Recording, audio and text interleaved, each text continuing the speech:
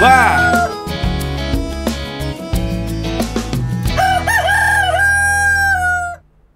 Minha diretoria, sejam bem-vindos. Hoje em Passo Fundo, nossa terra, né, Camila? Estamos aqui mais uma vez muito felizes em receber os nossos convidados. Hoje a pauta eu acredito que seja muito pertinente, o mercado nos cobrou isso por anos e agora mais uma vez o agronegócio entrega isso para a sociedade. Hoje nós vamos falar de biológicos na agricultura.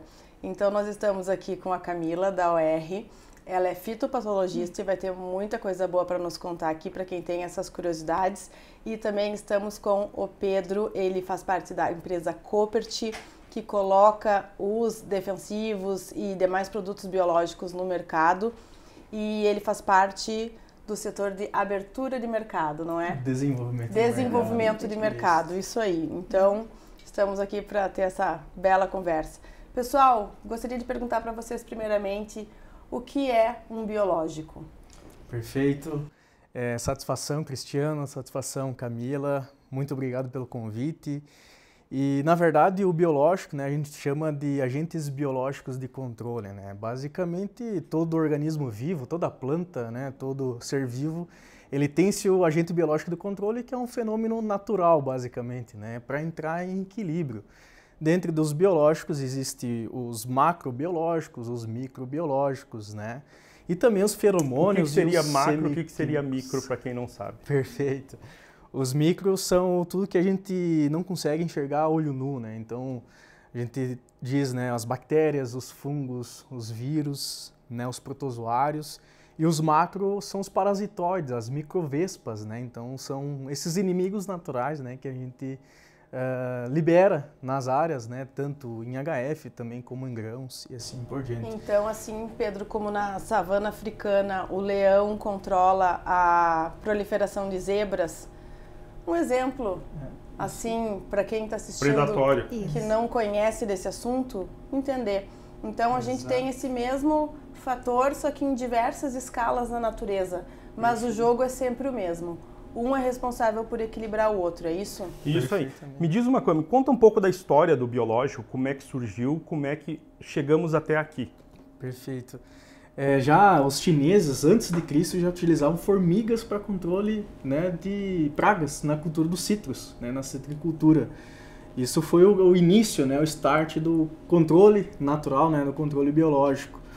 E teve um fato histórico, um marco histórico na nossa história, que foi na Califórnia, né, onde surgiu uma cochonilha, né, uma espécie, uma praga, né, nos citros, e aí só que o centro de origem dela era na Austrália. Então os pesquisadores foram até a Austrália, né, pegar esse inimigo natural, que é a Rhodolia cardinalis, né, e aí introduziram em 1889, já estava controlada a praga. 1889. 1888 surgiu nessa tal de cochonilha, e em 1889 foi controlada por a inclusão do controle biológico clássico, né? Cami, que é a utilização do inimigo natural. Pedro, mas é que eu fico muito ansiosa com esse tipo de assunto porque é muito interessante.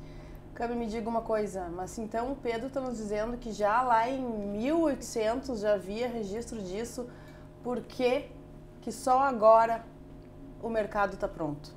Na realidade, não, isso vem do histórico e da expertise das populações. Na época que não tinha os químicos, eles utilizavam o raciocínio e a inteligência de saber que você tem um equilíbrio na natureza e sempre você vai ter o causador e a causa. E dessa forma, eles vão principalmente otimizando de maneira sustentável, natural e equilibrando essas populações. E isso, como ele disse, vem desde a história, desde a Bíblia, eles também tinham alguma forma. E o centro de origem sempre são as fontes desses organismos e esses predadores que vêm a agregar para o controle biológico. Então, na realidade, isso é um uso racional, sustentável, de maneira a equilibrar o ambiente e preservar, né, de forma mais equilibrada todo o sistema. E nós temos o exemplo aqui na nossa região. Na década de 70 existiu os pulgões do trigo, né, que foi um problema que podia causar até danos de 80% nas lavouras. Existiam instituições de pesquisas que estavam preocupada com o desenvolvimento do trigo na região, foram fomentar em outros países os inimigos biológicos ou naturais, os predadores naturais, que era uma vespa. E a partir daí, em pouco, num cenário de 4 anos, eles conseguiram equilibrar novamente essas populações de pulgão e o trigo foi retomando a sua área de cultivo. Então isso é importante ter esses expertises na década de 70.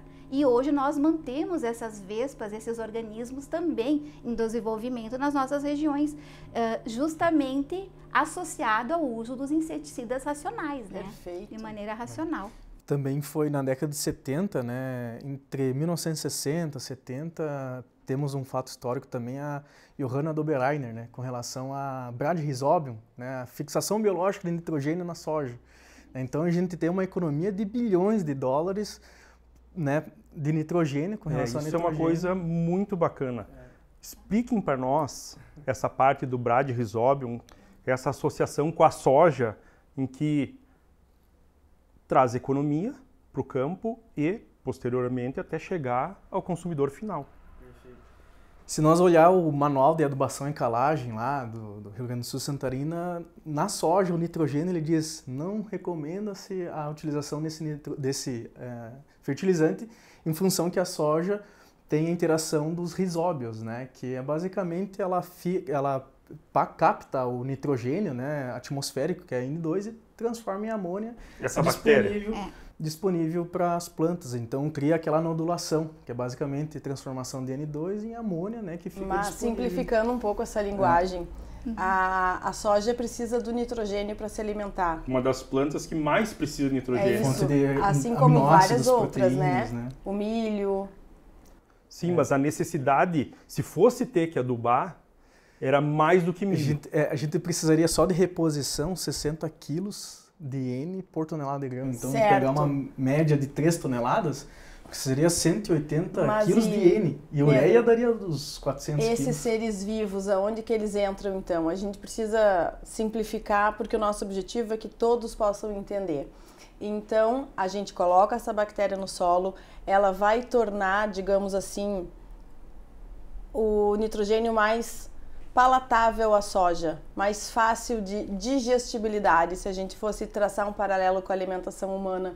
Disponibilizar. Né? Disponibilizar. Isso aí. Então, o que isso resulta? Resulta níveis produtivos mais altos. Exatamente. E na época de 70, mais ou menos, também foi quando a gente deu essa virada, que começamos a caminhar mais num ritmo aí de uma produção escalonada, população aumentando muito no nosso planeta e necessidade de alimentação em decorrência disso.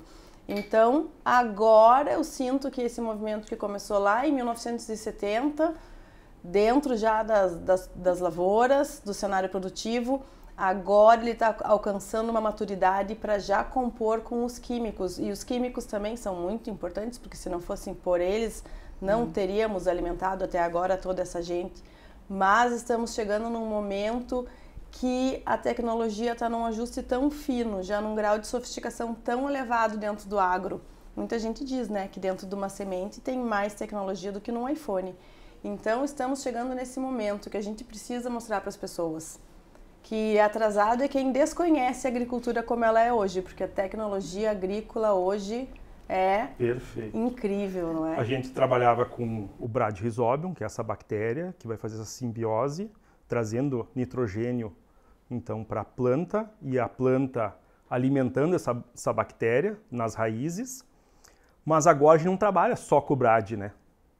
Quais são os outros?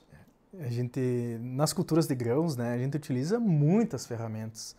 Um fato histórico também, né, em 2013 tivemos a Helicoverpa armígera no Brasil, né, que é a lagarta de velho mundo. E aí não se tinha inseticida químico registrado. E aí não, mas eu queria assim... Foi um surto. Sim, mas eu queria que a gente falasse mais da parte de nutrição. Azospirillum, Bradyrhizobium. Perfeito. O Bradyrhizobium vai fazer a fixação biológica de nitrogênio, o Azospirillum a promoção de crescimento, né, dessas plantas. Que é outra bactéria. Que é outra bactéria, Azospirillum brasiliense, que é muito utilizado em gramíneas, né, principalmente. Mas também tem os bacilos, tem os tricodermas, né, tem vários fungos, várias bactérias que nos auxiliam com relação ao controle de patógenos, mas também solubilização de alguns nutrientes. Então, como é que é essa solubilização? Então, o tricoderma, um solubilizador, um gênero e uma espécie, geralmente Harzianum ou Asperellum, né? Eles basicamente liberam metabólitos, né, que protegem a raiz e a raiz cresce mais. Então, tu consegue um maior número de nódulos, um maior volume de raiz e esse volume maior tu consegue, né, solubilizar melhor os nutrientes. Mas também tem os bacilos, Megatherium, subtilis, né, púmilos, que também proporcionam esse biofilme, que é uma proteção na raiz. Então a raiz consegue se desenvolver, né, inibindo alguns patógenos de solo. Então, mais raízes, mais absorção. Pedro, essa solubilização sai da onde esse fósforo?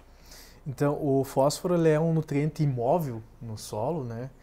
E basicamente a gente utiliza fungos e bactérias, né, como o caso do tricoderma, dos bacilos, né, que eles proporcionam basicamente uma sanidade raiz. Então, as raízes crescem mais, né, tu fica com um volume de raiz maior, né, faz o biofilme, toda essa proteção, né, e essas bactérias, principalmente, eles auxiliam a disponibilizar esse fósforo imóvel para as plantas. Ele está ligado muito a pontes de argila, né?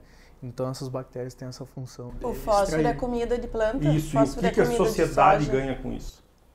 Basicamente, né, economia na utilização dos fertilizantes, né, e maior, né, produtividade, consequentemente, né, para o nosso produtor, que é muito importante.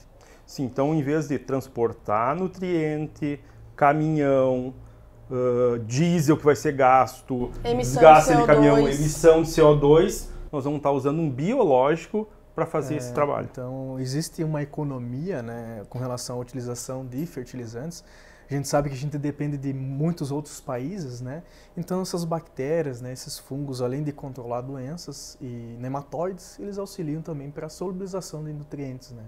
Então, a gente tem uma eficiência energética, basicamente, nas nossas culturas, né?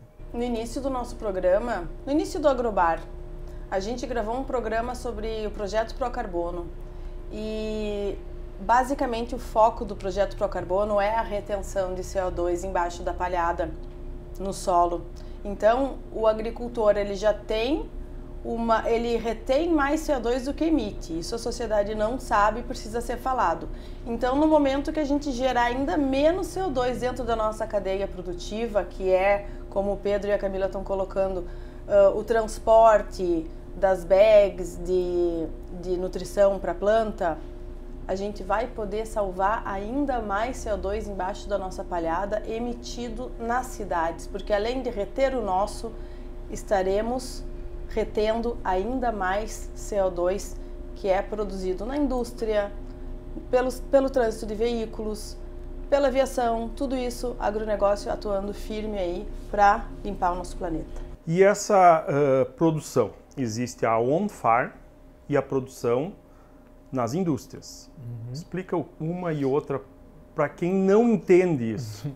O on-farm é na fazenda, né? Então, hoje no Brasil existe uma legislação que o produtor ele pode investir nessas indústrias on-farm, né, na fazenda, mas ele não pode comercializar, né?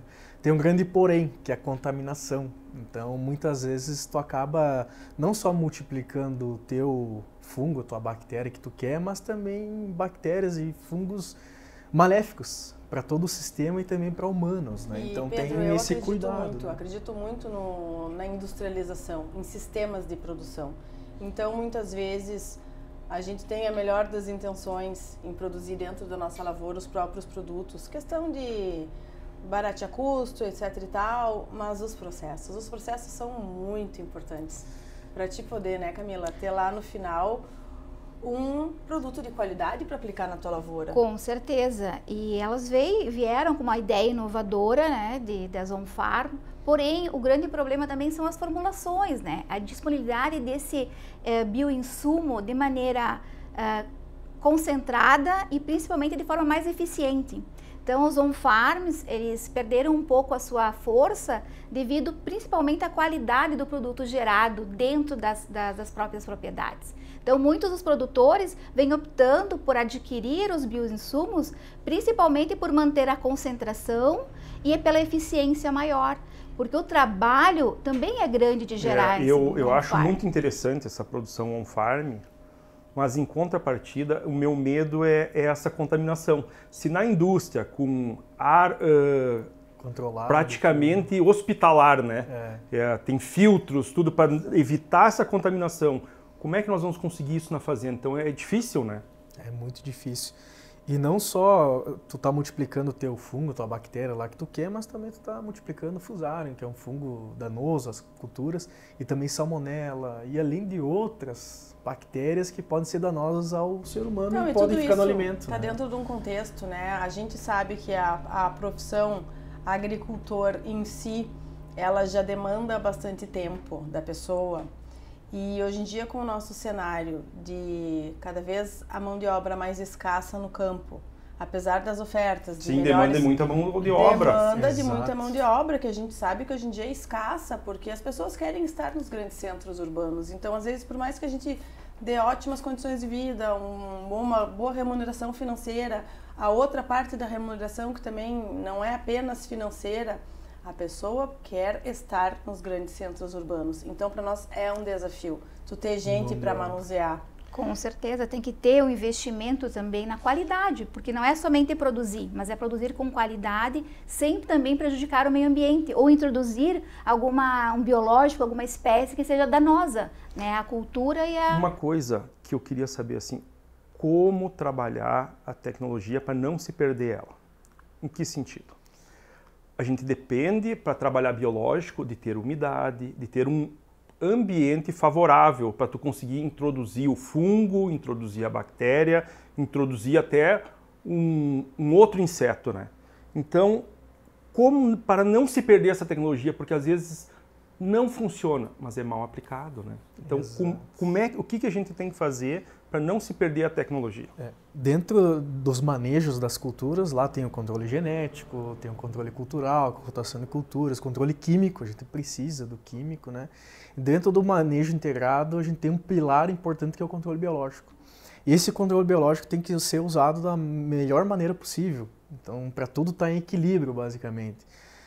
Quando a gente fala de pulverizações, né, de aplicações do campo, a gente precisa de umidade, precisa de temperatura, precisa das condições perfeitas para a gente aplicar. Sim, não adianta ir lá aplicar ao meio-dia. Exatamente. Então, precisamos entender isso para a gente melhorar a eficiência e não queimar as ferramentas, né? Então, isso é extremamente importante, né, de recomendar agronomicamente certo. Temos uma dependência correto, do clima, né? Exato. Porque eu vejo assim, às vezes é bom usar biológico, é ótimo. Eu acho que ajuda, é uma baita ferramenta, mas não é para todo momento, né? Então a gente ainda precisa do químico. Não conseguimos usar só biológico? Essa é a pergunta. Hoje eu diria assim que a gente precisa de sinergia. Então, como eu comentei com vocês, a gente tem um dos pilares importantes é o controle biológico, mas a gente precisa do químico também, e os químicos estão bem seguros também, né? Diferente das ferramentas que a gente utilizava lá atrás. Então, eles têm uma tecnologia embarcada, mas eles estão perdendo eficiência por pressão de seleção. Então, a gente... O que é pressão de seleção, Pedro? A gente utilizou os químicos de forma irracional, então, de forma descontrolada, e essa pressão...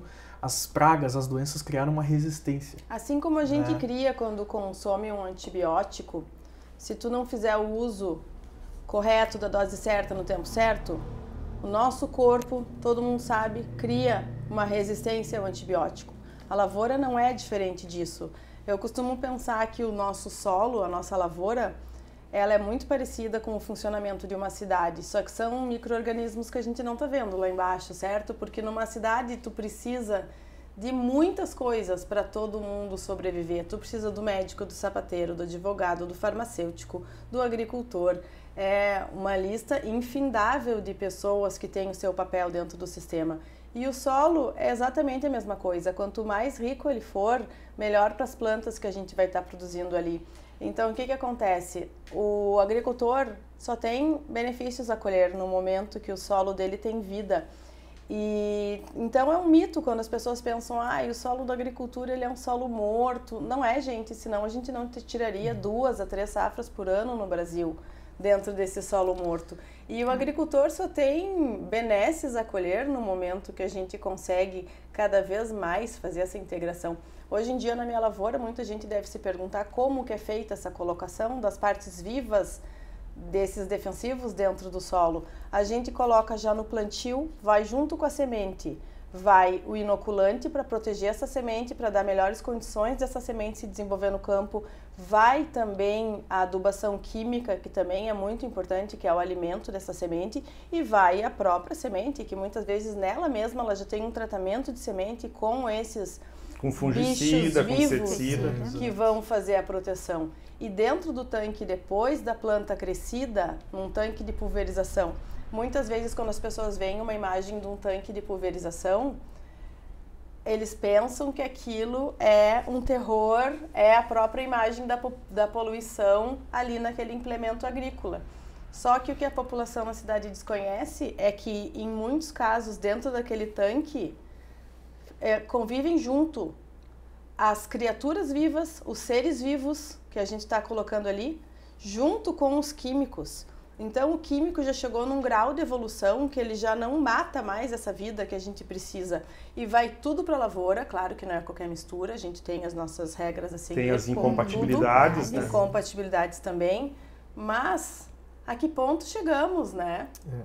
Se nós pegar um dado assim, no Brasil a gente tem 60 milhões de hectares a campo aberto, né? Cana, soja, milho, algodão. Desses 60 milhões de hectares, 25 milhões a gente utiliza controle biológico. Então ele emplacou no Brasil, sabe? E esse é o grande benefício, o manejo integrado. O integrado que eu quero dizer é controle genético, controle químico, controle cultural e controle biológico, né? Todo em sinergia. Né? Isso traz mais sustentabilidade. A gente aumentou em mais de 70% a eficiência dos programas de manejo com a inclusão, né, do manejo integrado. É muito orgulho do caminho que a agricultura no Brasil está tomando. O Brasil é referência mundial, o país que mais utiliza produtos biológicos, né, no mundo, né, exemplo, né. Lá fora eles batem tanto em nós, né, com relação à preservação, mas a gente utiliza 7,8% do território para lavoura, por exemplo. Só, apenas? Não é nem 8%, gente, para ser o silo do mundo, né, o celeiro do mundo. O celeiro. E ainda mais a grande adoção de controle biológico, né, de produtos biológicos. Então, é uma referência, a gente tem que mostrar isso para a sociedade, porque é extremamente importante o nosso consumidor final olhar, né, para o mercado brasileiro e dizer, não, os produtores, eles preservam e ainda utilizam formas sustentáveis de manejo, né? Esse é um ponto mais principal, né, que a gente... Uma coisa que é importantíssima agora é o controle de doenças, né? Então nós falamos de nutrição, nutrir a planta para produzir mais e se tornar mais barato para a sociedade, e agora um controle de doenças biológico. Teve um grande avanço com relação aos programas de pós-graduação das universidades, da nossa própria pesquisa brasileira, né, com relação ao controle de doenças, de forma inicial muito forte com relação ao controle de doenças de solo, né? Então a gente não tem tratamento de semente químico eficiente, ele tem um residual de 2 a 3 semanas, então que ele permanece ali controlando. Isso também é um outro mito que eu gostaria de desfazer, que é a questão de que o químico fica lá eternamente. Ele não fica, gente, ele se degrada em 2 a 3 semanas no máximo. Tem produtos que a degradação é mais rápida ainda. Rápido. Então a gente não pode contar com ele, senão a gente faria uma intervenção com produto químico ali para me proteger, proteger das doenças. E não precisaria mais. E se livraria mais, só que o custo disso é imenso, então a gente até... E esse produto ele não chega na mesa do consumidor. Mas enfim, existem uns que têm uma carência, né, Camila, de 40 dias. Porque o tratamento de semente ele é degradado pelos organismos naturais que vivem no solo. Então, todas essas bioferramentas, a gente fala, estão na natureza, foram extraídas da natureza em benefício do controle de patógenos ou de doenças de forma natural, sustentável e segura. Então, não é nada que foi introduzido ou criado em laboratório, é algo que está presente. Então, desde as bactérias solubilizadoras de fósforo, elas estão no solo. Elas já estão presentes aí, foram purificadas, extraídas e otimizadas para fornecer isso de maneira natural.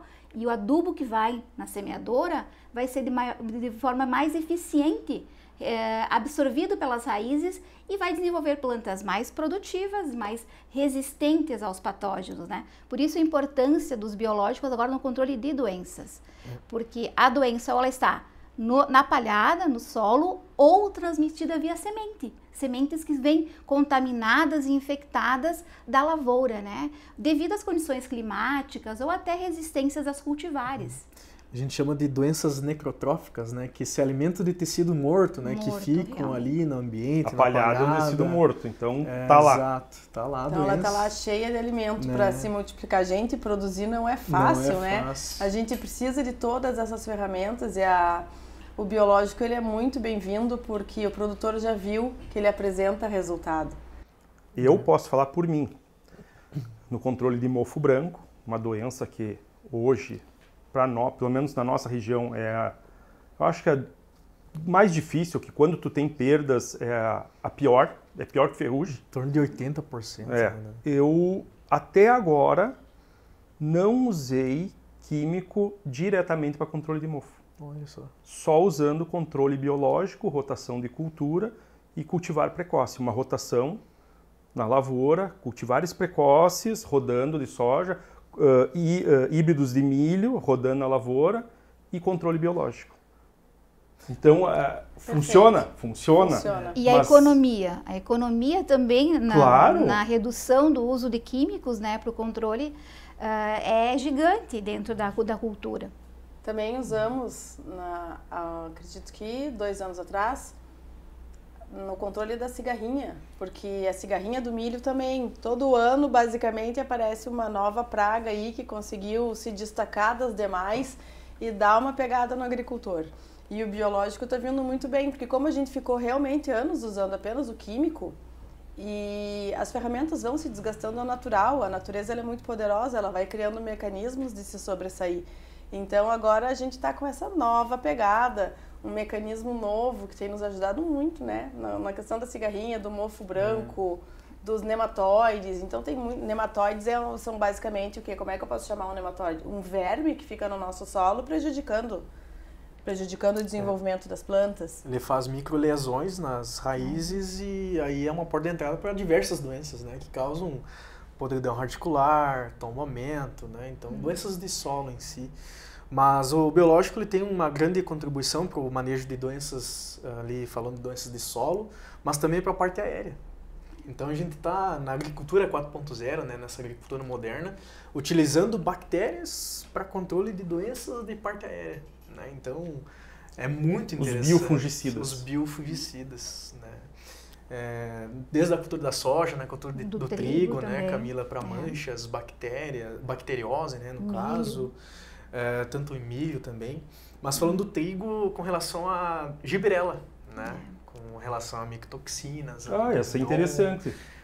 Qualidade essa eu não sabia, nos conte mais sobre. Tradicionalmente sempre foi o uso dos bacilos, né? Então bacilos é uma bactéria presente, né, natural, que muitas vezes são feitos isolados ou purificadas cepas que tenham maior performance ou se destaque na natureza, e elas são aplicadas via foliar, juntamente com alguns químicos e que formam um biofilme, uma proteção natural e segura, equilibrada contra esses patógenos necrotróficos ou esses fungos que causam danos, lesões nas folhas. Então, sempre utilizando o equilíbrio. Então, já para a giberela, sempre se utilizava também os bacilos como uma proteção. Porém, a bactéria tem uma reprodução um pouco mais lenta. Então surgiu a possibilidade de nós trabalharmos e pesquisarmos o uso do tricoderma. Que o tricoderma pode ser tanto aplicado no solo, na palhada, para controle de escleróides e mofo branco. Risoctônia. Risoctônia. Eu tinha um problema de risoctônia numa área em que fiz rotação, calcariei, melhorei compactação e mesmo assim eu tinha problema. E com a tricoderma a gente conseguiu resolver. Porque existe um parasitismo, né? Então o tricoderma, por ser um agente biológico, ele parasita os causadores de doenças ou perdas econômicas. Então ele é basicamente um biológico que se multiplica rapidamente na natureza e ele vai competir de forma, como a gente sempre fala, de forma bem eficiente. E ele se reproduz muito rápido, então ele vai eliminar o causador da doença. E no caso da giberela, qual que era a situação? Geralmente, em áreas que você tem a sucessão com milho, você tem mais peritécios. Então você tem mais a possibilidade que ocorra infecção nas espigas. E é um causador de perda e dano gigante em trigo, porque além de reduzir a produção, o rendimento do que o produtor vai colher, também causa a intoxicação dessa farinha pelos níveis de deoxinilvalenol, que é uma toxina que não deve ser consumida nem por humanos ou por animais. Exatamente. Eu acho que tu chegou num ponto crucial dessa conversa, que é o seguinte. As pessoas que frequentam o supermercado, elas estão acostumadas a ver na prateleira aquele pão perfeito, aqui no sul, cacetinho, fresquinho, crocante, com aquela pestana aberta. Então ele nem chega a se questionar, mas por que usam todas essas ferramentas, biológico, defensivo agrícola, químico, para que, né? É tudo tão perfeito no supermercado. Para estar perfeito no supermercado, existe um trabalho anterior ao abastecimento da gôndola. Uma guerra. É uma guerra contra a parte negativa, digamos assim, da natureza, porque o campo tá longe de ser só flores, né? Então, entendam a nossa parte, pessoal. Se usamos é porque precisamos, e para estar tudo impecável lá no supermercado, por trás tem muita batalha. Exato. Esses organismos, né, eles estão perpetuando a espécie. A estratégia deles é perpetuar a espécie. E então eles enxergam a cultura como um alimento, uma fonte de alimento. E a gente, como humanos, tem que preservar isso, controlar isso, na verdade. E daí a Camila falou e o principal sobre a infestação da doença na farinha. Isso não pode acontecer, gente. Imagina chegar uma farinha dura de doença até a mesa do consumidor. A gente não vai ter o pão, né? Vários grãos, assim, uma soja, a gente colhe, o produtor colhe a soja, ela vai para uma indústria, ela vai ser óleo de soja, proteína, N outros, né? Ele vai ser uma base para uma N cadeia. Já o trigo não, o trigo é um grão que ele é colhido, ele vai ser moído, né, nos grandes moinhos, e vai ser o endosperma dele, ele não vai ter nenhum tratamento. Ele vai ser o amido, aquela proteína, vai formar aquela farinha branca, clara, que a dona de casa gosta para fazer o seu pão de casa, que tenha uma coloração, que deixa aquele pão fofinho, crocante e um miolo bem clarinho. Então, o que acontece? Como você não tem, você só descarta aquela parte externa do grão, se existe uma contaminação por fungos que produzem toxinas, esse fungo diretamente vai da indústria passar para a mesa da nossa família. Outra coisa que eu acho importante salientar, bem nesse momento da conversa, a questão da cevada para a cerveja. O nosso padrão de indústria, ele é muito elevado e muitas vezes o produtor investe na produção da cevada e não consegue chegar no patamar de qualidade exigido pela indústria para fabricar uma boa cerveja.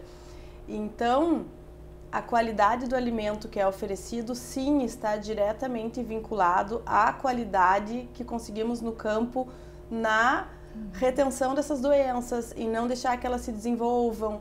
Tudo isso, senão nem vai, a cevada nem vai para a cerveja, vai para a alimentação até animal. Quando tu abre a garrafa, que tem a espuma sair, tá muito ligado a toxinas, né? As toxinas, que não estão somente no trigo, na cevada, mas podem estar na aveia, que vai fazer parte do mingau, né, dos nossos filhos. Então, tem safras que foram muito difíceis, a safra do ano de 2023, que praticamente 90% das áreas de aveia foram perdidas, devido à giberela e à concentração aos níveis de micotoxina. Então, realmente, isso reflete na mesa, diretamente na mesa das nossas famílias. E no valor que pagamos por esses alimentos. E com certeza, e que nem a gente fala, os níveis de micotoxinas que são mantidos pelos parâmetros governamentais são muito rígidos. Por quê? Nem para a mesa da nossa família, nem para a alimentação animal. Esse trigo, ele é totalmente descartado, ou essa cevada, ou essa aveia. Então, é uma perda econômica gigantesca. Então, sempre tem que aliar as ferramentas, a resistência genética, o controle químico racional e o uso de biológicos, para de uma forma mais eficiente você ter uma qualidade no produto que vem da nossa lavoura e que vai para a indústria, né? É um manejo integrado, né? Por isso que é importante essa sinergia, né, de todas essas áreas, né, para a gente entregar uma produtividade, né? E também alimento para a mesa do nosso consumidor. É segurança alimentar, né? Exatamente. Alimento em quantidade suficiente, em qualidade adequada. Então, vamos aproveitar e comer um pouquinho, molhar o bico e voltamos daqui a pouquinho.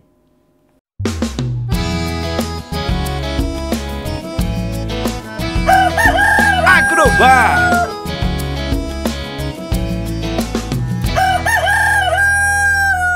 Voltando, mais uma vez querendo agradecer aos patrocinadores, a Jacto, Bayer, Pioneer e Tulipas Joias Passo Fundo. Pessoal, eu aproveitei o intervalo para servir aqui para os nossos amigos um kombucha. Por quê, Cristiano? Porque isso aqui tem vida no copo. Assim como os biológicos que a gente leva para a lavoura, para alimentar as nossas plantas com vida, o ser humano também utiliza inúmeros alimentos, né, que contêm vida. Esse aqui tem a bactéria Camellia sinensis, se não me engano. E uma delícia, assim como o queijo tem bactérias para ser produzido. O vinho. O vinho, a cerveja. Geralmente os que contêm fermentação, muitas vezes é com cerveja, bactéria, né? vinho, tudo é agro. Pão de fermentação natural, o pão que vai fermento biológico, gente. Estamos falando de melhores outros coisas alimentos. da vida. Onde mais se usa os biológicos no Brasil? Não é só em soja.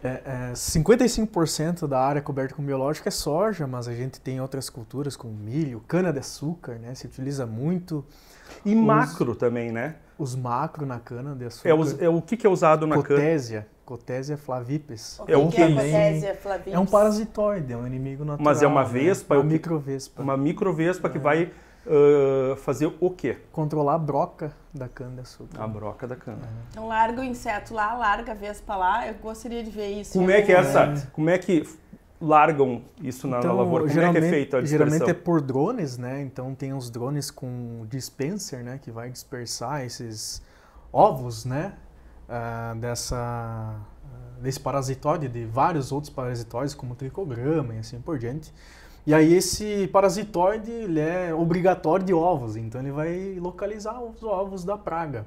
E assim ele vai ovipositar ali, né? E emerge uma nova praga e essa praga, né? Se dispersa com o tempo. Né? A gente utiliza muito na cana, mas também na soja, no milho. Né? A gente utiliza muito o tricograma preciosum para controle de lagartas no milho. Então ele vai localizar ovos, né, das lagartas. Né? E também na soja, o Telenum spodise, muito utilizado para controle de percevejo marrom. Na uva, então, se utiliza? Na uva, a gente está estudando, né, muito questão aí de pragas e doenças. Falando de HF, se utiliza muito mais na maçã, está se intensificando. HF é hortifruti, né, para quem não sabe. Hortifruti.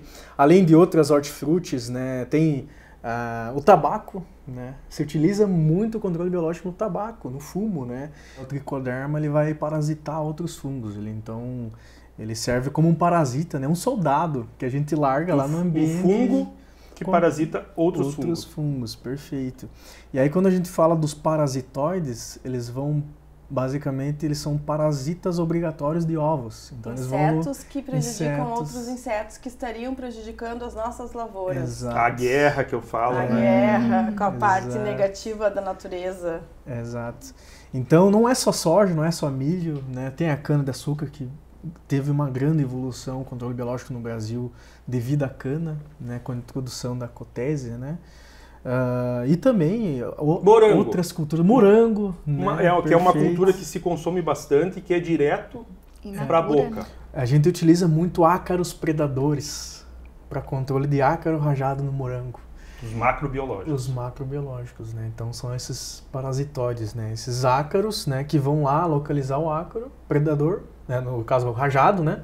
Esse ácaro predador localiza o ácaro rajado e suga a hemolinfa, basicamente, que é o sangue dos insetos, e ele se alimenta dali, né? Então, o morango já foi muito vítima, né, de perseguição por parte de um percentual dos consumidores. Mas a produção do morango também mudou muito. Hoje, no momento que tu afastou ele da terra, tu botou ele dentro de uma estufa, tu ainda agregou o ácaro, tu controle já, biológico. Além do produtor conseguir botar um pouquinho de dinheiro no bolso, porque ele economiza, né, no defensivo, como tu falou, ele vai direto à boca. Então lavou ali, tirou o ácaro, tá pronto. E esse ácaro, ele persiste no ambiente? Persiste. Ele tem que ter o ácaro rajado no ambiente, ele tem que ter o alimento dele, né? Então esse produto que a gente traz é da Holanda, né? Então vem direto da Holanda, né? Os Celos californicus, né? Então, ácaro predador, ele vem com ácaro de travesseiro como uma dieta, basicamente, para ele sobreviver. E aí a gente libera nas estufas, né, de morango, e aí ele basicamente ele tem um churrasco, né, ali vamos se dizer, né, brincando, pronto ali para ele se alimentar, que é o ácaro rajado. Mas então, e daí ele vai no momento que ele comeu todos os ácaros rajados, ele vem a aparecer... Ele vem evolui a óbito, digamos assim. Evolui a óbito. Não, porque a gente conhece muita história e muita gente deve estar fazendo esse paralelo na cabeça, tipo, trouxe algum elemento de fora, geralmente animais. Até um cuidado que tem que se ter. O caso do javali, o caso do javali aqui na nossa região, o caso do sapo-cururu na Austrália, que tu acaba trazendo um elemento da fauna de outro lugar e ele acaba virando uma grande praga para nós. Ele vai perdendo, ele completa o ciclo dele e então ele acaba, né, se desfazendo na natureza, né? Então não tem um problema, um desequilíbrio ali, né? Então ele é um inimigo natural, né? Maravilha, o controle é feito, ele é um sistema fechado em si, perfeito. Geralmente o morango, a cultura do morango é uma cultura muito intensiva, né, com manejo e tal. Então, o que a gente faz? Bota esse inimigo natural para tudo entrar em equilíbrio, né? Então ele não é danoso, não tem nenhum dano, ele só vai controlar o ácaro rajado mesmo, né? Que é a comida dele, né? Vamos dizer assim. Usando a natureza. Usando o inimigo. E a favor da natureza. É isso aí. Reduzindo principalmente a aplicação de inseticida para controle dessa praga nas estufas e evitando que o morango seja de alguma forma contaminado pelo excesso de aplicações sucessivas de inseticida. Porque o ácaro ele vai sempre se esconder abaixo das folhas, na matriz da planta ali perto do meristema e muito próximo ao fruto. Então, o ácaro predador, ele serve como um controle natural, um equilíbrio e reduz muito o uso de inseticidas que podem ser contaminar, né, o alimento que vai diretamente para o supermercado. Né? Eu tenho um livro aí com muita informação sobre isso, que chama, se não me engano, Agradeça aos agrotóxicos por estar vivo. A chance disso chegar na gôndola é muito pequena. E o residual, que as pessoas têm tanto medo, o pimentão, por exemplo, quem que consegue, em algumas horas, fazer a ingestão de 400 pimentões? Sim, que seria o necessário para causar uma intoxicação. Tu vai se contaminar provavelmente por pimentão e não pelo defensivo. Com certeza, porque qualquer coisa em excesso realmente é veneno, né? Mas no caso não que seria muda a dose. 400 Entre o remédio e o veneno é a dose, né? Não seria em si o defensivo, mas o excesso de pimentões, porque uma indigestão ou algo assim. E tu pega num cenário mundial, assim, a pressão do consumidor está cada vez mais alta. Então a adoção do biológico acaba aumentando também, porque é uma pressão do consumidor. Isso que eu queria. Mercados que são amplamente difundido a necessidade de ser sustentável, tu abre mais mercados para vender. Exatamente. Com o biológico. Exportação. Né? Pega, por exemplo, a Holanda. A Holanda é um país, né, pequeno, que é o maior exportador de tomate no mundo. Né? Eles produzem muito tomate de forma sustentável, né? Então, pega, por exemplo, a maçã aqui no Brasil. A gente tem uma grande pressão internacional para a exportação da maçã devido a limites, né, de resíduo químico. Então, existe uma pressão internacional para a gente utilizar mais produtos biológicos na cultura da maçã. Né? Não só Mas se é exportado, está dentro dos limites legais, né? Exato. Mas eles estão cada vez mais sendo rígidos, né, com relação a isso. Né? Então, existe uma pressão internacional. Né? Muitas vezes, por mais que as exigências venham do desconhecimento do setor, eu acho que, pelo outro lado, as demandas são muito positivas, porque nos cobra um comportamento sempre avante nesse sentido. Pega, por exemplo, o tabaco. Geralmente essas empresas de tabaco, elas são empresas de capital aberto. Então, imagina eles trazer a ESG, né, que é Governança Ambiental Sustentável, né, para dentro da empresa e das companhias dizer, nós estamos utilizando produtos biológicos para complexo do amarelão. Então, isso também emplacou, foi um sucesso. Todo mundo né? que tem ação aberta, que tem capital aberto em bolsa, está suscetível à variação das ações. E caso algo vá errado, ou caso algo vá mal, é muito ruim para a empresa. Então, uma empresa de capital aberto, realmente, ela tem altos estándares de qualidade para entregar. Né? Uma pergunta que eu tenho. controle de percevejo em soja, já existe biológico para isso? Existe, a gente utiliza muito Bovéria, né? Bovéria baciana, né? Que é um fungo entomopatogênico, que ento de insetos, patogênico de matar, né? Então, um fungo que mata insetos. A gente utiliza muito Bovéria baciana, Metarrhizium, tem algumas espécies de Metarrhizium, que é um outro fungo também que se utiliza. E o mais importante, o que mais o controle é mais efetivo, é o parasitoide, né, a microvespa, o Telenomus podise. Né? Mas já se consegue a nível de campo? A gente está aumentando a produção, existe uma adoção, né, por parte das pesquisas e também de alguns produtores que vê um sucesso muito grande, só a questão de produção ainda está limitada, então as empresas, as indústrias precisam aliar capital humano, inteligência artificial, robótica e tudo essas tecnologias para aumentar a eficiência da produção dessa microvespa, né? Então hoje é limitado em torno de 120 mil hectares, hoje a produção, né? Mas a tendência é de aumentar mais ainda a fábrica e a utilização. Então esse vai ser um grande sucesso, né? O mercado do macro é em torno dos 2-3%. Na parte de micro e macro, né? Então o micro é muito maior, né? A adoção, porque é mais fácil. É uma bactéria, um vírus. Pode, né, botar no pulverizador, espalhar. Exato. E o macro ainda, né, não emplacou tão ainda porque é a questão da produção mesmo. Até a Camila esteve visitando a fábrica lá, né? É uma estrutura gigante, né, para produzir. Precisa do ovo do percevejo, então tu precisa do percevejo, essa é a grande questão. Mas está evoluindo. Então é uma fazenda de produção de insetos. Exato. Camila, e qual é o teu papel dentro da UR na utilização desses biológicos? Que o Pedro está na Coopert, ele produz.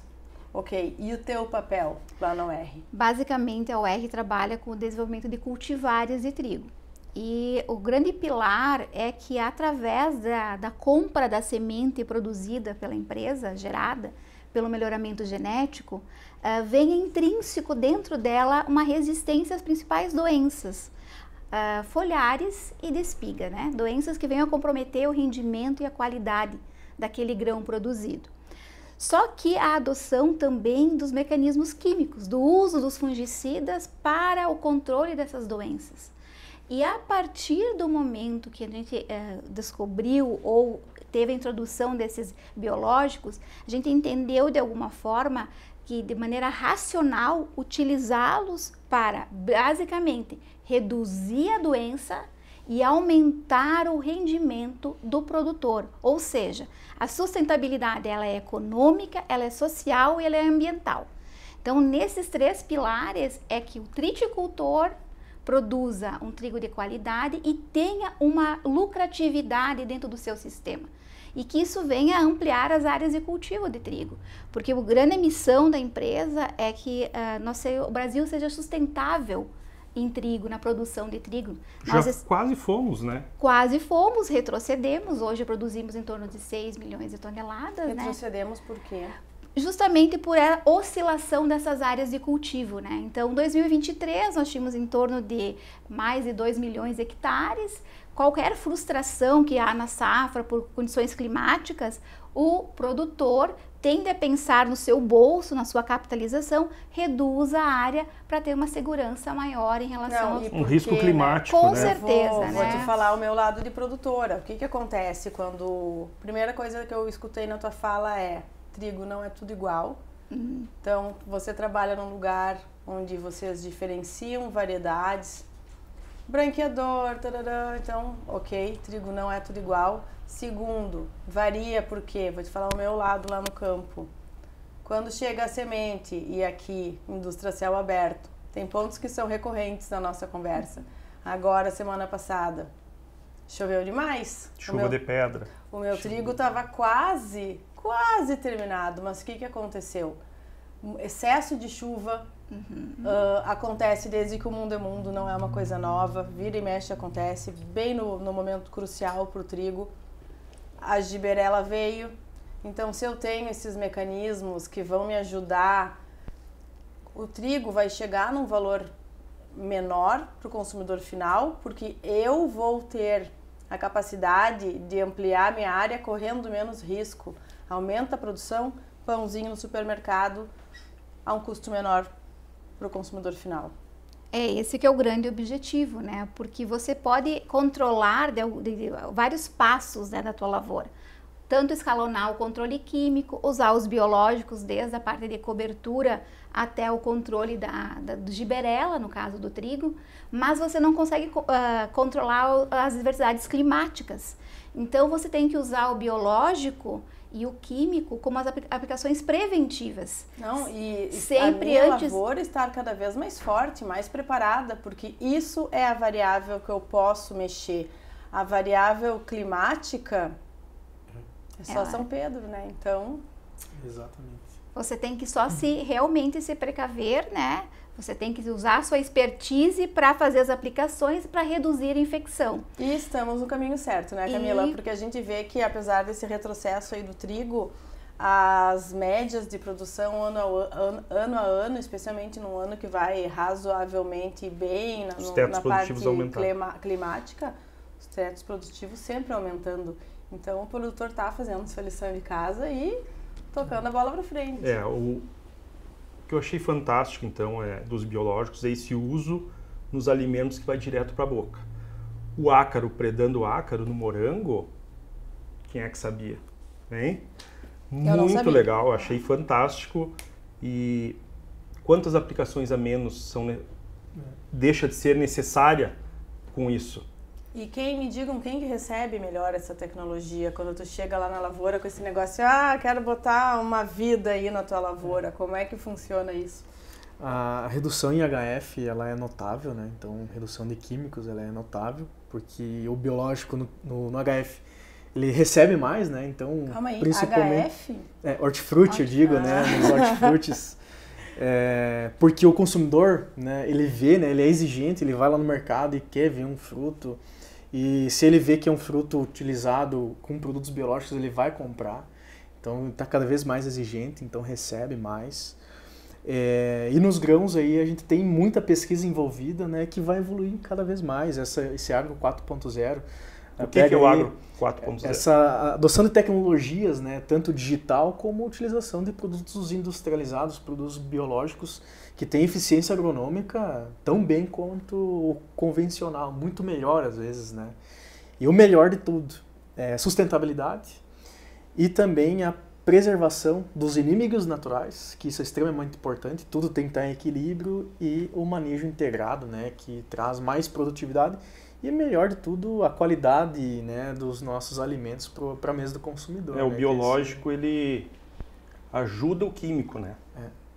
Porque o químico sozinho, nós temos os problemas das resistências, que tu já comentou, que nós vamos perdendo eficiência, então ele entra como um guarda-costas do químico.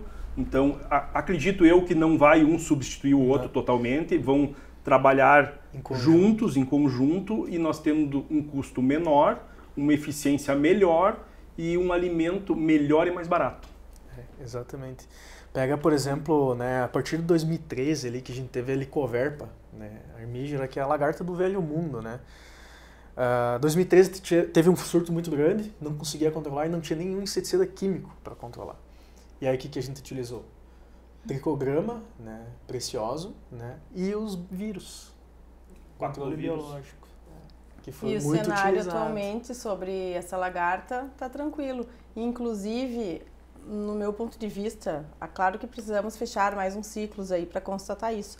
Mas a cigarrinha do milho também, me parece, que deu uma acalmada. Exemplo eficiente, com certeza. A partir da safra 19-20, a gente teve um surto muito grande, a cigarrinha do milho.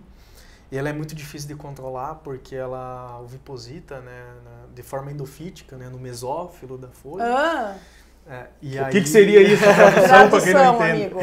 Então ela se multiplica basicamente no mesófilo, né, na parte mediana da folha. Né? No meio da folha. Então é difícil de pegar essa fase e posteriormente a multiplicação dela é muito rápida. Então, uma fêmea consegue colocar de 400 a 600 ovos. Nossa, é como os gafanhotos do Egito. Então, ela se desenvolve muito rápido, né? E o ciclo dela de adulta é 35 a 70 dias, mais ou menos. E o químico, o que acontecia? A gente aplicava os químicos mais baratos para controle, né, da cigarrinha. E a gente não fazia a rotação de ingrediente ativo. E aí, o que aconteceu? Seleção de resistência. É a mesma coisa aquele exemplo que tu falou. O antibiótico nas pessoas. É. E aí hoje a cigarrinha do milho ela é resistente a todos os ingredientes ativos neonicotinoides e os piretroides, né, que são os ingredientes ativos dos químicos, que são excelentes ferramentas, né, só que a gente está perdendo eficiência. A gente usou de forma irracional. Por isso que a gente fala que a gente precisa utilizar o manejo integrado, né, tudo integralizado para ter a melhor eficiência, né. Então a gente teve um sucesso muito grande, né, a partir desses anos, por causa da cigarrinha do milho com a utilização de fungos, né? Que bom. Fungos que matam insetos. E né? muitas vezes a gente acaba tendo que usar, não é uma defesa, mas uma constatação, a gente acaba tendo que usar os princípios ativos que estão disponíveis no mercado e porque a gente tem sabe eficiência. Tem eficiência, mas às vezes até para te registrar uma substância nova demora no mínimo em torno de 8 anos para te registrar a substância nova. Nesse momento, daqui a 8 anos, se deixar a cigarrinha correr solta, em 8 anos ela comeu o Rio Grande do Sul inteiro. Não é viável. Se perdeu o milho, a cultura dele. Então, a cigarrinha, a gente fala sempre de um manejo, né, desse manejo integrado, que tu precisa de um híbrido tolerante. Então, tá vendo que não é só o químico, não é só o biológico, tu precisa de todo um pacote, né, entrando em sintonia para a gente controlar as doenças e pragas, né. E aí a gente precisa de um híbrido tolerante ao complexo do enfesamento. O enfesamento, né, ele basicamente é atrelado às bactérias e o vírus que a cigarrinha transmite, né? Então ela é só um vetor, né? Ela vai lá, se contamina e transmite, né, as bactérias e os vírus. Ela insere dentro da planta do milho essas doenças. Exato. E aí a gente tem o efeito, né, do complexo do enfesamento, que é o enfesamento pálido, o vermelho, né, que a gente vê um milho avermelhado, e aí rouba a nossa produtividade em híbridos suscetíveis, sensíveis, até 90%. Produtividade e qualidade, porque gera contaminação do alimento. Exato. E então, por mais que o milho não vá, em sua maioria, direto à mesa do consumidor, o animal que vai recebê-lo também não pode receber uma semente contaminada, né, com enfesamento. Então... E como vocês veem essa escalada dos biológicos aí para frente? Nesses últimos 5 anos, o Brasil ele cresce em torno de 15%, ano contra ano. No mundo, 9%. Então, para vocês verem como o nosso Brasil ele está à frente dos outros países. Aderiu mais do que outros países os biológicos. Adere mais. E o mercado é 5% do crop, que a gente fala que todas as empresas de químicos, né, de proteção de plantas. Então, estimativa em torno de 5 bilhões de faturamento, toda a indústria de biológico. Bilhões de reais. Né? E esse dinheiro não está isolado lá no campo. É importante frisar, como o Antônio da Luz, que já sentou aqui com a gente, comentou... Como circula. Que circula esse dinheiro no Brasil inteiro, no estado inteiro, na cidade, no campo, por tudo. Não tem, o dinheiro não fica estanque, né? Dentro do agro, né, da parte de proteção de plantas, é uma fatia bem pequena, 5%, 5 a 6%, mas que cresce muito. É um mercado muito exponencial. E a gente utilizava muito na cana, né? Depois da questão da Helicoverpa, se utilizou mais, né? 2013, a cigarrinha do milho. Mas também outros mercados, né? Como a gente comentou, né? Que vem muito forte, que é os hortifrutis, né? Tabaco, né? Também outras culturas como a batata, o trigo, né? Que a gente está intensificando a pesquisa. Então, assim, a gente vai ver muita coisa ainda. Isso é mais importante. E quando a gente vai nas propriedades e conversa com o público, a inclusão das mulheres, né, nesse ramo do agronegócio tem adotado muito mais o biológico.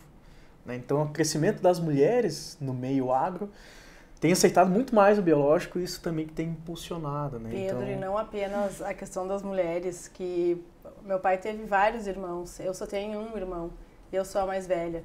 Meu pai não teve muita escolha na hora de determinar como seria a sucessão dele. Ele não pôde escolher uma pessoa. Então, é comigo a coisa.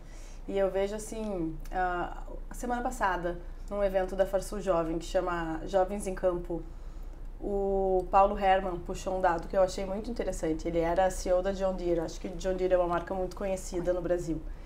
e ele trouxe essa informação para nós, que a idade de sucessão no Brasil hoje é 46 anos. É a mais baixa do agro mundial. Estados Unidos vem ali 52, Europa 56, todos assim. Então isso demonstra que a idade do agricultor no Brasil, a gente tem isso muito a nosso favor, porque é a mais baixa. E é o agricultor mais jovem. Então se o cara, tu pensa assim, ó, se o Cristiano assumiu a propriedade aos 46, ele entrou bem mais cedo. Então essa cabeça fresca que não precisa ainda... O produtor mais antigo, ele requer quebrar mais paradigmas, porque o cara é mais conservador. Eles enriqueceram, né, com o químico, a noção do químico. Exatamente. Então, hoje a gente vive outros patamares, né, do agronegócio, e essa população mais nova, esse público mais jovem, principalmente as mulheres, tem aceitado muito. Não apenas enriqueceram, mas eu não comecei há tanto tempo assim no agronegócio, porque eu estou apenas com 41 anos, mas assim... Quando eu comecei com meu pai na lavoura, eu lembro que o ano que a gente produzia 55 sacas de soja, era um baita ano, com valor a R$80 a saca, então era incrível. Hoje, uns 10, 15 anos depois, não se trabalha para atingir média abaixo de 75 sacas por hectare. Sim, o teto produtivo aumentou muito, os custos aumentaram, então tem que produzir mais. Então, foi uma geração que viu toda essa movimentação, né? Tu partiu dos 55, tu partiu, vamos ser franco, dos 35, 45 para 55, depois para 75. Então, eu acho que é natural que eles queiram manter aquelas ferramentas que levaram eles até esse crescimento. Mas, tá com a gente, né, Camila? Agora eu chego aqui, eu tenho essa visão, que as coisas são um pouco mais, não digo complexas, mas tem que ser mais completas. E a gente vai... Por que de tudo isso? Vamos atingir médias produtivas ainda mais elevadas, utilizando bem todas essas ferramentas. Não, porque o nosso Brasil ele tem um potencial imenso em produtividade. E essa evolução também, porque grande parte dos mecanismos de ação dos fungicidas são de 2 décadas. Então, hoje, para desenvolver uma molécula deve-se muito tempo, e o biológico não, ele não tem um alvo específico. Ele não tem uma cultura específica, ele é amplo. E ele já é um processo que acontece na natureza. Naturalmente. Apenas escalonar. Então, eu não vou usar só tricoderma na cultura do soja. Eu posso usar em diferentes culturas, desde culturas de grande porte, áreas de lavoura, como para a produção de alimentos. Então, quando a gente fala que é biológico, porque bio é vida. Então, são produtos que vêm aliar e trabalhar juntamente com o químico para não sobrecarregar somente as aplicações ou de inseticidas ou de fungicidas, mas enriquecer de forma geral o sistema. E não existe um radicalismo nessa ideia, porque são ferramentas complementares, porque ela está a favor de aumento de produção e redução de custos. Não é aquele tipo de ferramenta que no momento que tu optar por ela, tu vai acabar produzindo menos numa mesma área e por decorrência disso, colocando o alimento na gôndola. No caso dos orgânicos, por exemplo, tu acaba colocando o alimento à mão do consumidor com um custo 3 vezes mais elevado. Então, em contrapartida disso, é uma dinâmica muito diferente. Está aí para realmente favorecer a sustentabilidade, uma maior produção numa menor área. Né? Porque a terra não está se expandindo. O que eu fico surpreso é que o Brasil, aderindo a essa tecnologia, um dos países que mais está aderindo, sendo um país tropical, que é mais difícil de tu trabalhar com biológicos, né? Se tu pegar um país temperado, Europa lá, que é um ambiente não tão hostil para o biológico, e a aderência é menor do que a nossa. Só que nós temos uma grande vantagem, né? Nós temos um país subtropical, mas com possibilidade de 3 safras ano. Então, nós temos toda aquela remobilização... Tropical, não subtropical. 3 safras anos e que pode, de uma forma geral, usufruir dessas ferramentas para manter a produção de alimentos, né? Então, nesse caso, o biológico entra muito num país como o nosso, por mais as diversidades, porque os patógenos eles estão isolados, eles estão em uma formulação ok, que eu posso aplicar e vai ter um benefício maior para a planta. Não, e a condição do americano para produzir, por exemplo, a gente tem que falar, é mais favorável, porque no momento que tu aqui num país tropical, tu vai ter, não aqui no sul do Brasil, mas no restante do Brasil, tu vai ter aquele calor basicamente constante. Nos Estados Unidos, a questão de pragas, quando existe o congelamento de tudo ali em dezembro, janeiro, fevereiro, muitas das pestes de lavoura, das pragas, elas não chegam a ser liquidadas, mas o número é muito reduzido. Então, por mais que para eles talvez fosse mais fácil, para nós é muito mais importante. A gente aprende muito com a Europa, né? Mas claro que muitas coisas a gente não consegue aplicar aqui por causa de ser um país tropical. Mas assim, a pesquisa no Brasil com relação a essas ferramentas de biodefensivos, ela é muito avançada, assim, a gente tem que ter um orgulho de dizer, de ser brasileiro, de dizer, o Brasil utiliza muito biológico e a pesquisa avança muito. Então, ali, a partir da década de 70, a gente teve um avanço tecnológico muito grande, desde a parte de genética, né, elevar os tetos produtivos de trigo lá de 700 quilos para 3.000 quilos, né? Então, 5.000 quilos, 5.000 quilos, 4.000 quilos. É que anos 70 é o marco de muitas revoluções, né? A Revolução Verde, o início da transgenia veio que em 1990, por ali, que chegou aqui, né? Então foram muitas as revoluções e sempre positivas no meu ponto de vista. E lá já se utilizava biológico, né? Claro, se estudava muito e depois dos anos 2000 ali se utilizou mais ainda, principalmente desses fatos históricos, 2013 e por causa da Helicoverpa. E assim, eu diria que é um mundo sem volta, né?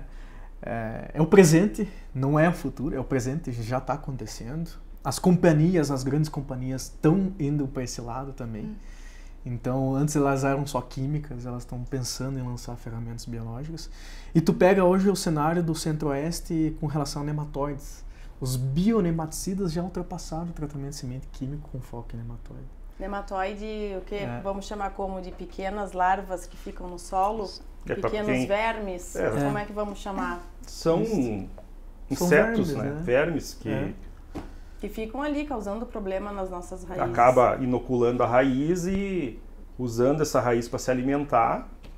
E a gente tem uma perda de produtividade muito grande.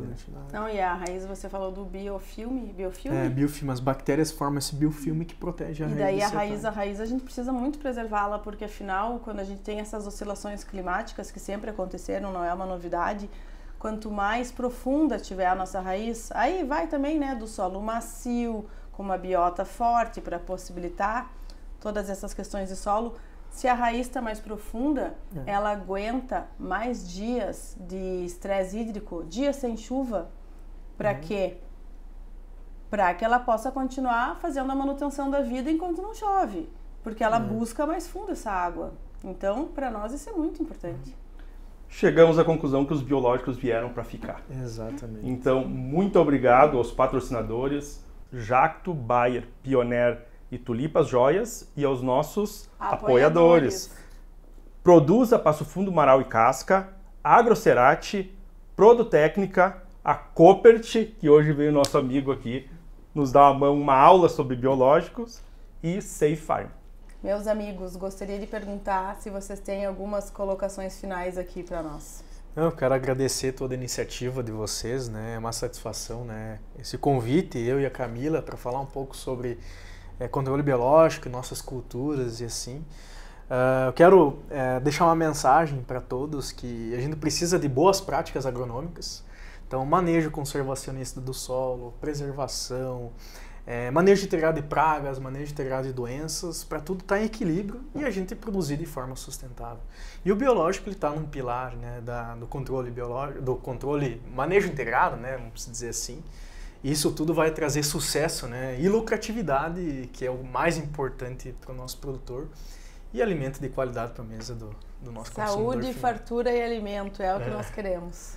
E justamente isso, mostrar que as empresas de melhoramento, elas buscam sempre de forma eficiente que o produtor, ao comprar a sua semente, tenha maior rentabilidade, maior produtividade, aliado ao controle sempre racional, o químico com o biológico, mas sempre fomentando a lucratividade. E que o mercado nacional de trigo venha a crescer para as próximas safras, né, juntamente com toda a cadeia produtiva, né, do agro nacional. Amém. Muito obrigada, pessoal, pela presença aqui com a gente Foi hoje. um prazer estar aqui presente também. Prazer. Muito obrigada. Vamos finalizar com um brinde, pessoal. O meu vai ser de kombucha. Kombucha. Tchim, Tchim.